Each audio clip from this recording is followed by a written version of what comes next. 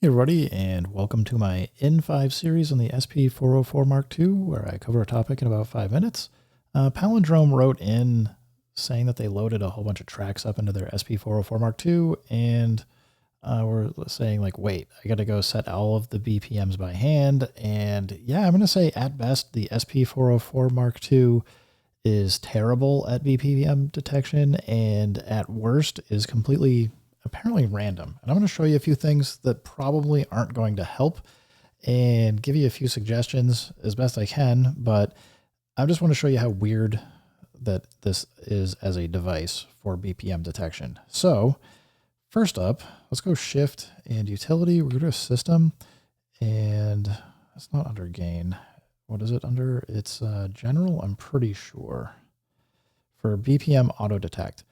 I've got it set to off right now, and I'm just going to show you kind of how that behaves, but it also does have a BPM detection range that you can set, and we'll get into that as well. So let's first just import a sample, and we're going to go sample pack.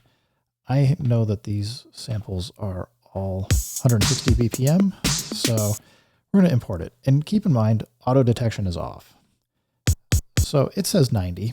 Now, if we go here and go look at this, we've got the BPM set to manual, and that's fine. But if we go look at external source, the recorded BPM is 167, and we go Shift Pad 11, we can see the project tempo is 96, and if we scroll over to bank tempo, it's 116. So I don't know, it seems like it just makes up 90 all of the time, but I don't know. It can get a little weird here. So watch this. Now if we go switch from manual to auto, we're going to exit out. Let's go import. We're going to import the exact same sample and go to sample packs. We will get the same one here. Let's import it. Watch, it's going to be exactly, it's going to be 90. That'll be funny.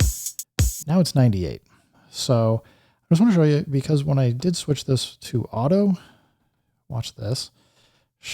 No, we want to go back to Shift Utility. We'll go to System, and we're going to scroll down. You can see here, BPM Auto Detect is now turned on. So it actually did do an auto detection, but 98 is not the same as 116. So why it's pulling 98, or in this case, if you actually go in, it's 97.93. So it's just rounding up. Why it detected that, I don't know. But yeah, it's not the right BPM. We can go load up all kinds of other things. And keep in mind, the range is 80 to 100 and I think 159. But if we just scroll down, we get like some different BPMs for things. We can go to bass loops. These are all like 120. We'll go load here. And remember, it's looking between 80 and like 159 or something. So I got this one correct, 120 BPM. So thumbs up, Roland, that's good. But these two play in sync.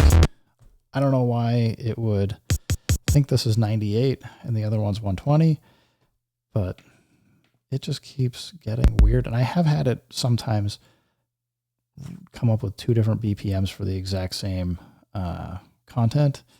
But yeah, let's just go. And I'm not going to do ambient stuff because that's always hard enough to figure out. But, you know, we come in and do 126 here. It's 127. Again, it's close, but you're going to find that these things are going to like just fade in and out of sync. So you're going to want to do BPM sync, but to get BPM sync to work correctly, you need your BPM settings to actually work correctly. Yeah, I don't know if I have any better advice for you. Personally, I just tend to keep this set to manual, so I just know everything's wrong when it comes in, and then after I've done importing it, I can just go in and fix it in the samples. For this reason, I would highly advise that, you know, so you can use the remain button to see what the sample name is. Put the BPM or get sample sets that have the BPM, and even better, the key that it's in the name, so that you can hold it down and come through and just check real quick. And I mean, you can try and do auto detection here, but even if we just switch this to auto and go 80 to 159, it thinks it's 97.93. I mean, these both at least got auto detected the same incorrectly, but that just doesn't help. So, you know, you can try adjusting the ranges, but you can see like now it thinks that this is 195.85, which is also wrong. Yeah, I don't know what else to tell you guys. The BPM detection here is, as I said, it's wrong at best and inconsistent at worst. Hopefully Roland will take some time to kind of play around with their algorithms or figure out a way to do BPM detection based on the length of the sample and let you pick from a couple things.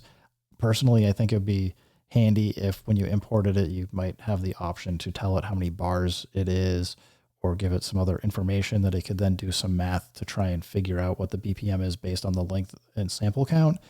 But I don't know. And I'll admit it's possible that these loops that say that they're 116 or 120 or whatever aren't perfectly mathematically correct to be 120. Maybe they have a tail on the end of them or something, but a lot of the ones I've loaded don't have like tails or other weird things that would cause some of these problems. So I just don't know. Anyway, guys, thanks for stopping by. Keep making music, keep having fun. Remember, if it sounds good, it is good. And peace.